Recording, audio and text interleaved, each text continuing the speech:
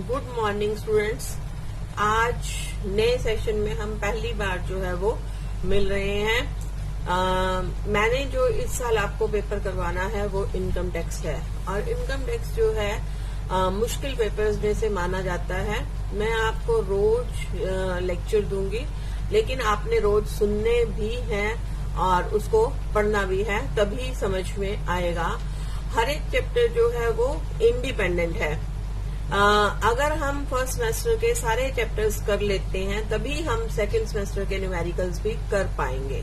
तो ये सबसे इम्पोर्टेंट चीज है कि अगर हम फर्स्ट सेमेस्टर में ही न्यूमेरिकल्स नहीं करते हैं तो हम सेकंड सेमेस्टर के न्यूमेरिकल्स करने की सोच भी नहीं सकते हैं। ये एक प्रैक्टिकल पेपर है जिसमें अगर आप अच्छे से परफॉर्म करोगे तो मार्क्स जो है वो बहुत अच्छे आएंगे। अब इनकम टैक्स जो है उसका मतलब क्या है? इनकम टैक्स मतलब आय कर, आय पर दिए जाने वाला कर।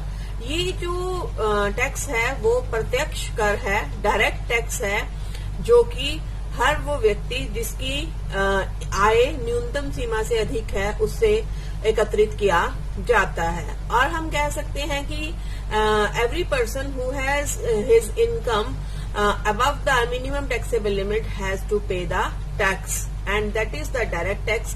आप सभी को पता है कि टैक्सेस जो हैं वो दो तरह के होते हैं, direct tax and indirect tax. तो ये डायरेक्ट टैक्स की कैटेगरी में आता है जो हमारी सेंट्रल गवर्नमेंट के द्वारा जो है वो कंट्रोल किया जाता है। इसमें सेंट्रल गवर्नमेंट के द्वारा इकट्ठा किया जाता है और इसमें स्टेट गवर्नमेंट्स का भी शेयर होता है। और ये जो इनकम टैक्स है हमारे देश में रेवेन्यू का एक बहुत बड़ा सोर्स है। रेवेन्यू मीन्स राजस्व का, आय का, हमारी सरकार की आयों का बहुत बहुत अच्छा जो है वो सोर्स है। जैसे जैसे समय बीतता है इनकम टैक्स पहले हमारे देश में कम लोग पे करते थे, लेकिन अब जो है बहुत लोग इसका पेमेंट जो है वो करने लग गए हैं। लेकिन इनकम टैक्स शुरू करने से पहले मैं थोड़ी सी आप सबको इसकी हिस्ट्री, इसका इतिहास जो है वो बताना चाहूंगी।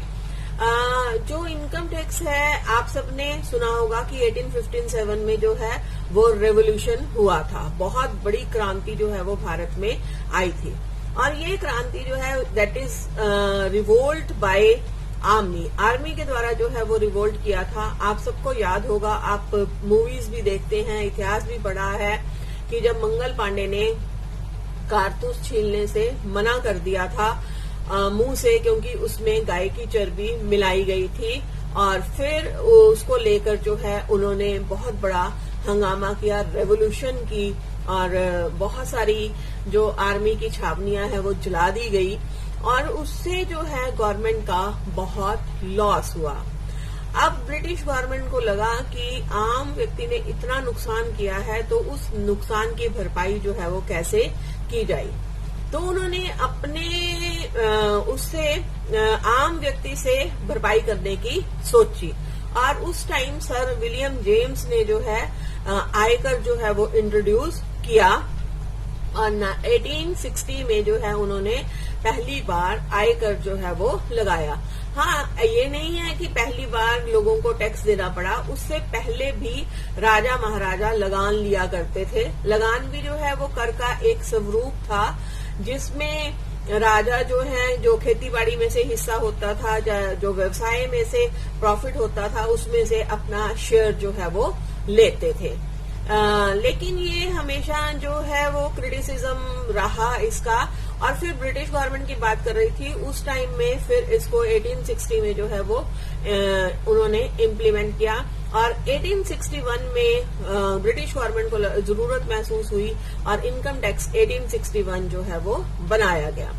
उसके बाद जो है इसमें जब भी गवर्नमेंट को लगा कि इसमें कुछ खामियां हैं, कमियां हैं, समय के साथ साथ इसमें इम्प्रूवमेंट हो सकती है, तो उन्होंने जो है इसको बढ़ाया आगे आगे और इसमें इम्प्रूवमेंट्स जो है वो की।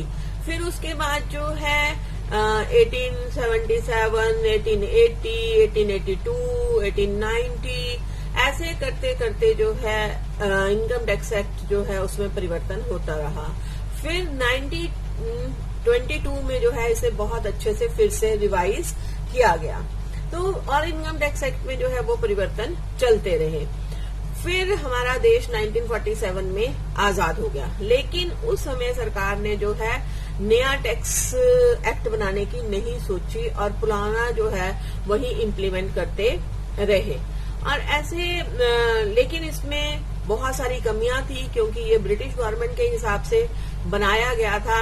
तो गवर्नमेंट ने जो है बाद में जरूरत महसूस की और 1960 में जो है इनकम टैक्स एक्ट के बारे में सोचा गया, बनाया गया और 1961 में जो है इसे इम्प्लीमेंट किया गया। इसीलिए हम इसे इनकम टैक्स एक्ट 1961 भी जो है वो कहते हैं। तो ये एक बहुत इम्पोर्टेंट एक्ट है जिसके द्वारा राजस्व इकट्ठा किया जाता है। इसमें अलग अलग तरह से कैलकुलेशंस होती हैं। मैंने पहले भी बताया कि इनकम टैक्स का मतलब है इनकम के ऊपर लगाए जाने वाला टैक्स, आयकर यानी आय के ऊपर लगाए जाने वाला टैक्स। अब आय जो है हमारी वो उसके क्या स्रोत हैं, क्या उसके साधन हैं। तो आय के साधन इनकम टैक्स एक्ट 1961 के पॉइंट ऑफ व्यू से हम देखें तो हम 5 साधन देखते हैं। इनकम फ्रॉम सैलरी, जो लोग जॉब करते हैं जिन्हें एम्प्लॉयर और एम्प्लॉय रिलेशन की वजह से सैलरी मिलती है। और दूसरी इनकम फ्रॉम हाउस प्रॉपर्टी, जब हम घर किराए पर चढ़ाते हैं तो उससे होने वाली आय। और तीसरी हमारी जो है व्यवसाय एवं पेशे से, बिजनेस एंड प्रोफेशन से होने वाली इनकम। और चौथा हेड है हमारा कैपिटल गेन, जब हम कैपिटल एसेट्स को बेचते हैं तो वो कैपिटल गेन होता है। और 5वां हमारा जो है, जो इन ऊपर 4 आयों के स्रोतों में से किसी में भी नहीं आता, वो होता है इनकम फ्रॉम अदर सोर्सेस, अन्य साधनों से मिलने वाली आय। तो वो 5 हेड से जो आय होती है उसको मिलाकर जो हमारे पास आय आती है वो हमारी होती है gross total income. Gross total income वो इनकम है जो 5 हेड्स में का टोटल है और जिसमें से 80C से लेकर 80U तक की डिडक्शंस नहीं घटाई गई, लेकिन जो रेलेवेंट हेड है उसके एक्सपेंसेस जो हैं वो घटाए गए हैं। जैसे बिजनेस एंड प्रोफेशन है तो बिजनेस एंड प्रोफेशन में आपका एम्प्लॉइज की सैलरी है और जो खर्चे हैं, रेलेवेंट खर्चे हैं, वो घटाए जाते हैं। ये मैं फॉर एग्जांपल बता रही हूँ, अभी फिलहाल आपको आगे मैं सारा डिटेल में आपको करवाऊंगी। तो वो 5 हेड से होने वाली आय ग्रॉस टोटल इनकम जो है वो कहलाती है, लेकिन इसमें 80C से लेकर 80U तक की डिडक्शंस नहीं घटाई गई हैं। और उसके बाद जब हम ग्रॉस टोटल इनकम में से 80C से लेकर 80U तक की डिडक्शंस घटा देते हैं तो हमारे पास जो है वो टोटल इनकम आ जाती है। टोटल इनकम जो है वो इनकम होती है जिसके ऊपर टैक्स लगाया जाता है। तो इसको हम टैक्सेबल इनकम भी जो है वो कह सकते हैं कि ये वो आय है जिसके ऊपर हमने आयकर का भुगतान जो है वो करना है। तो इसका मतलब 2 चीजें हो गई, total income, gross total income and total income. जो ग्रॉस टोटल इनकम है वो टोटल इनकम से कभी कम नहीं हो सकती, यानी कि टोटल इनकम जो है वो ग्रॉस टोटल इनकम से कभी भी ज्यादा नहीं हो सकती है। ग्रॉस टोटल इनकम हमेशा टोटल इनकम के बराबर होगी या फिर उससे ज्यादा होगी। तो ये सारी बातें जो है वो ध्यान में रखने की हैं। और अब जो इम्पोर्टेंट चीज है कि इनकम टैक्स जो है वो पे कौन करता है। इनकम टैक्स जो है जो व्यक्ति पे करता है उसे हम असेसी कहते हैं, आयकर दाता जो है वो कहते हैं। असेसी जो है उसे कहा जाता है। असेसी में हमारा जो है वो इंडिविजुअल आ जाता है, हिंदू अनडिवाइडेड फैमिली जो है वो आ जाती है, कंपनी, इनकॉर्पोरेटेड बॉडीज सारी, वो कंपनी आर्टिफिशियल पर्सन है वो जो है इनकम टैक्स पे ही जो है वो मानी जाती है। बॉडी ऑफ इंडिविजुअल्स है, एसोसिएशन ऑफ पर्सन्स हैं, ये सारे जो हैं असेसी होते हैं। इसके अलावा भी जो है असेसी इन डिफॉल्ट होता है और असेसी डीम्ड असेसी जो है एक होता है। डीम्ड असेसी क्या होता है? डीम्ड असेसी मीन्स आपका वो असेसी जिसको असेसी मान लिया गया है। यानी जिसके अगेंस्ट इनकम टैक्स डिपार्टमेंट में किसी भी तरह की इनकम टैक्स को लेकर कार्रवाई शुरू जो है वो कर दी गई है, या उसको किसी के बिहाफ पर जो है वो टैक्स पे करना है, रिप्रेजेंटेटिव के रूप में जो है वो टैक्स पे करना है। जैसे आप सभी जानते हो बी लॉ में पढ़ा है कि जो ल्यूनेटिक हैं या माइनर हैं वो टैक्स की पेमेंट जो है वो नहीं करते हैं, वो बेनिफिशरीज होते हैं हमेशा, तो उनके जो लीगल रिप्रेजेंटेटिव्स होते हैं वो टैक्स पे करते हैं, वो क्या माने जाते हैं, डीम्ड असेसी जो है वो माने जाते हैं। और दूसरा जो है वो है assessee in default. Assessee in default मतलब चूक में करदाता, यानी जिसने गलती की, टैक्स का भुगतान उसको करना था, उसने टैक्स का भुगतान नहीं किया। मान लो कोई कंपनी है या कोई व्यक्ति है और उसने किसी को सैलरी दी, तो उसकी जिम्मेवारी बनती है कि वो टैक्स काटे और उसको गवर्नमेंट ट्रेजरी में जमा करवाए। जैसे हम लोग जॉब करते हैं कॉलेज में, तो ये कॉलेज की रिस्पॉन्सिबिलिटी बनती है कि वो हमारी सैलरी के ऊपर टैक्स काटे और ड्यू डेट से पहले गवर्नमेंट ट्रेजरी में जो है वो टैक्स जमा करवाएं। अगर कॉलेज के द्वारा टैक्स जमा नहीं करवाया जाता तो कॉलेज जो है वो चूक में करदाता माना जाएगा। तो असेसी इन डिफॉल्ट जो है यानी जिसने चूक की है, जिसका कर विभाग की तरफ कोई दायित्व बनता था और उसने दायित्व जो है वो नहीं निभाया है, या प्रोविडेंट फंड बनता था उसने काट कर जमा नहीं करवाया है, तो वो चूक में करदाता जो है वो माना जाएगा। तो ये सारी चीजें जो हैं वो बहुत इम्पोर्टेंट हैं। उसके बाद जो इनकम टैक्स में इम्पोर्टेंट है वो है असेसमेंट ईयर। असेसमेंट ईयर जो है वो होता है जिसमें प्रीवियस ईयर इनकम के ऊपर जो है वो टैक्स लगाया जाता है। तो सबसे पहले हम देखते हैं कि असेसमेंट ईयर क्या होता है। ये 12 मंथ्स का वो पीरियड है जो 1 अप्रैल से शुरू होता है और 31 मार्च से जो है वो खत्म होता है। जैसे अब हमारा जो असेसमेंट ईयर होगा वो 1 अप्रैल 2020 से शुरू होगा और 31 मार्च 2021 में जो है वो खत्म होगा।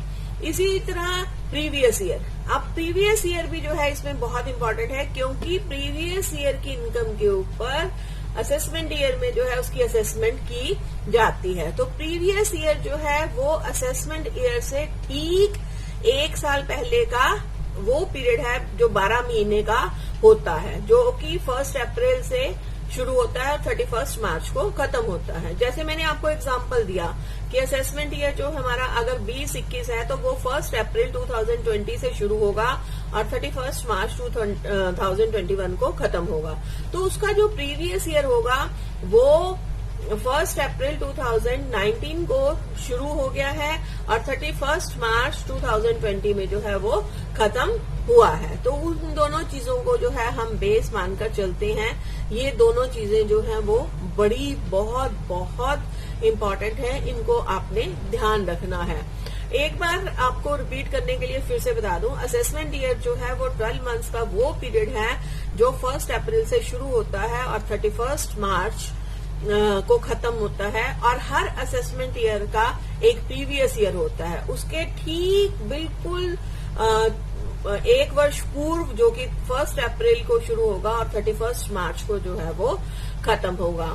ये यूनिफॉर्मिटी लाने के लिए किया गया है, समानता लाने में किया गया है। बहुत वर्ष पहले जो है असेसमेंट ईयर सभी के अलग अलग हुआ करते थे। जब लोग व्यवसाय शुरू करते थे जिस दिन से उसका पूरा 1 साल मानकर उनका असेसमेंट ईयर बनता था। कुछ लोग दिवाली टू दिवाली जो है असेसमेंट ईयर रखते थे और कुछ लोग जो है दशहरा टू दशहरा रखते थे, कुछ 1 अप्रैल से रखते थे। तो उसमें बड़ी सारी अनैमलीज थी और गवर्नमेंट के लिए हिसाब किताब मेंटेन करना जो है वो बहुत मुश्किल था। 1990 में जो है गवर्नमेंट ने ये चेंज की, एक बार 21 मंथ्स का जो है वो बनाकर असेसमेंट पीरियड उन्होंने जो है इसको यूनिफॉर्म जो है वो कर दिया और सभी असेसीज के लिए अब वो क्या माना जाता है, यूनिफॉर्म माना जाता है। सबके लिए एक समान जो है वो माना जाता है। मैंने आज आपको deemed SSC, assessee in default और इसकी समरी और असेसमेंट ईयर और प्रीवियस ईयर के बारे में जो है वो बता दिया है। असेसमेंट ईयर में जो है वो प्रीवियस ईयर की इनकम के ऊपर जो है टैक्स लगता है और उसे असेस जो है वो किया जाता है। तो ये सारी चीजें जो है वो बहुत इम्पोर्टेंट हैं।